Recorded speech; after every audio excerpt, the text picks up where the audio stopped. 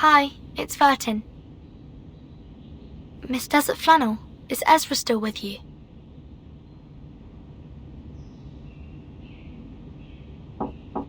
Miss Desert Flannel? Spathodea has decided to supervise the construction herself, and Uluru is now with her at the site. I'm wondering how you are doing with Ezra. No response. Are they... Not in the room, I knew it.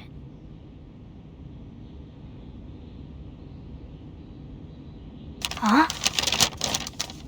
Showing Ezra what the world is like. Be right back. Desert Flannel.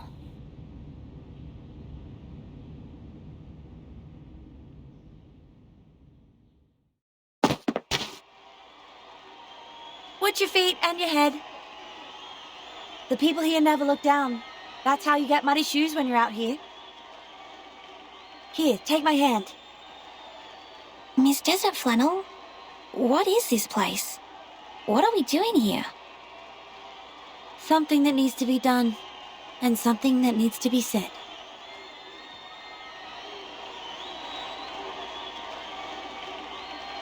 Hey, big bloke, don't get in my way!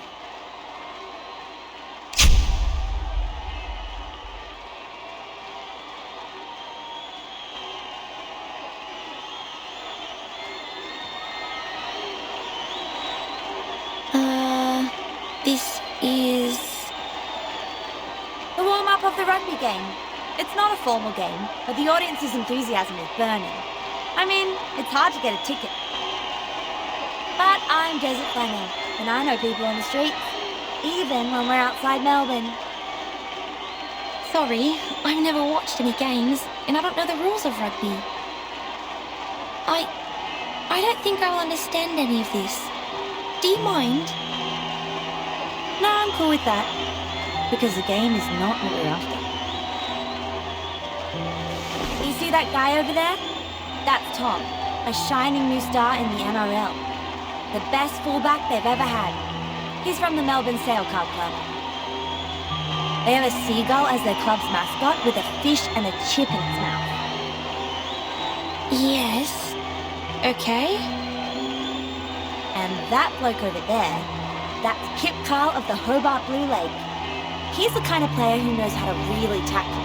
They call it the unbreakable can. And lastly, I want you to look at that smaller guy. That's Russell. Doesn't look tough, does he? But he is the slippery Jerboa because, man, he is fast when he gets the ball. But what is this to do with us? I still don't understand. Ezra, guess how many of them are arcanists? Nice one! Nice one! Russell made it again! Excellent interception! The key score, now that Jerboa is slippery as butter. Run for it, Russell! Victory is going to the Shepherds of Melbourne!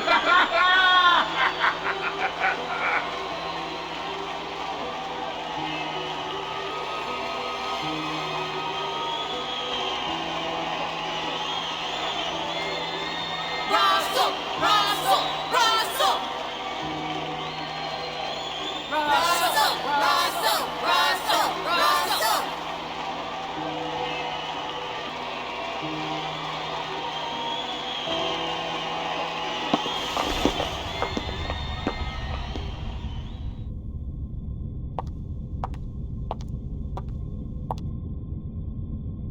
Mankind is known for their physical resilience and endurance. That is to say, Tom and Kip Carl are humans, while Russell, whose skills and unpredictability are his strengths, is an arcanist. A reasonable deduction. Physical resilience and varied skills are indeed the respective features of mankind and arcanists. However, things are not as simple as they appear.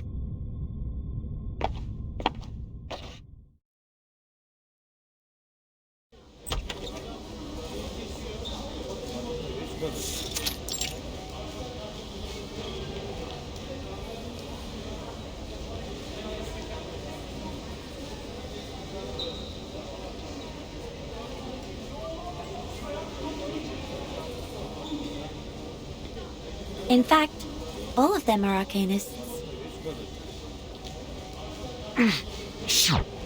Give me that thing.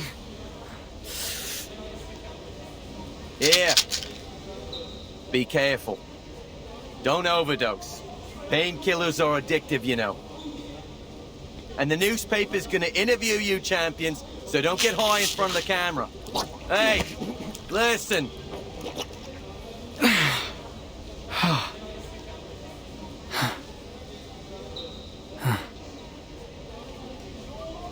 Sporting is great fun, but it can also be dangerous, especially for sports like rugby, MMA, or boxing, which involve a lot of intense physical contact. And the arcanists who are good at healing will naturally become the best athletes of all. 15 minutes. That's all they take. Most of the arcane treatments take only 15 minutes to heal the patient. And before that happens, the athletes would just take painkillers to help themselves get through the game. And after the 15 minutes, they are refreshed and healthy, like those athlete dolls you find in the souvenir store. They can slide, impact like a maniac, and don't have to worry about missing any important sporting sessions if injured.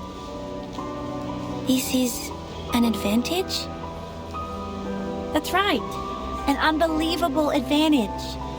But are they really as good as they look? Their glory comes with a price. Ligament damage and the irreversible tears keep recurring.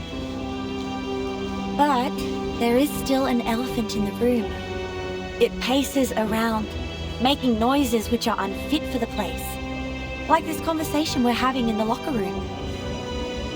But on the sports field, where blood boils, power and strength are the only things that matter. Nobody has the time to stop and ask what we're doing here, just like they don't have the time to notice the elephant. 10 years ago, Margaret of Broken Hill was invincible on the court. In August last year, she died on the last day of winter. Did she die of recurrent injuries? It's very likely that Arcanist athletes who repeatedly get injured and heal themselves would get hurt on the same body part in the future. Their body will become fragile. They might even twist their ankle from walking. Sometimes even break a bone or two. No, she died from an overdose.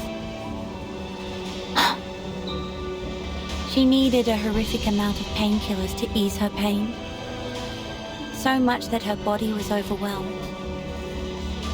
This is cruel. We have to report this to the Foundation and solve it once and for all. The athletes could have played in a safer way if given help.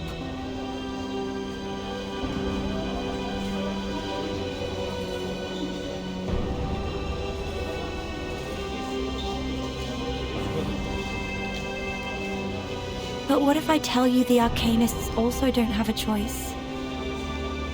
For humans who have the talent for sports, they can win medals with their physical strength. So, Arcanists have to make the most of their advantages to keep abreast with their competitors?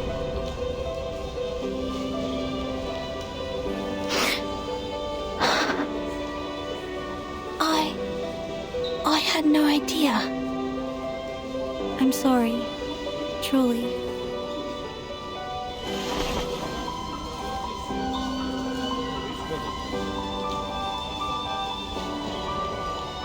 I didn't mean to make you feel guilty, nor did I deliberately put you in pain. But Ezra, I was once one of them. I used to live on the prize money. I'm only telling the truth. It is happening every day, every moment, and every second. Drug addiction, premature senility, and irreversible physical damage. This is almost a destined end for every Arcanist athlete. And nobody is held accountable for this. Not the clubs or the hosts of the games. Drug abuse is a personal behavior. That's it. Those people who are passionate about sports and don't want to lead a life without them, I have no idea how they would make a living or handle a quiet life, so I know they don't have much of a choice. The sport industry of humans is generous. They offer equal chances to human and arcanist athletes. But it's also cruel, and the athletes are like the girls in Cinderella's story who wish their feet would fit the glass slippers. They have no choice but to cut off part of their heels to earn the glory.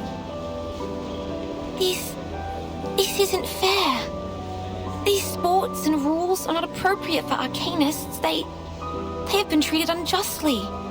They aren't taken seriously and respected as athletes. Is Spathodea one of them? That's why she was so furious. So the rumor that they are turning against each other is true.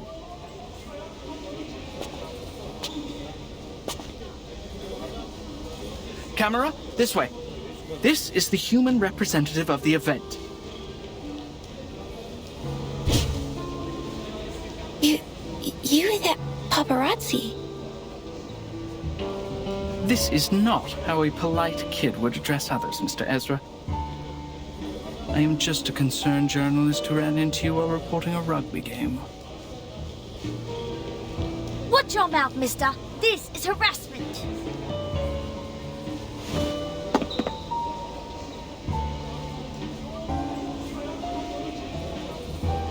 We are cornered. Then we will break his camera and let him know the price of being a long-tongued liar.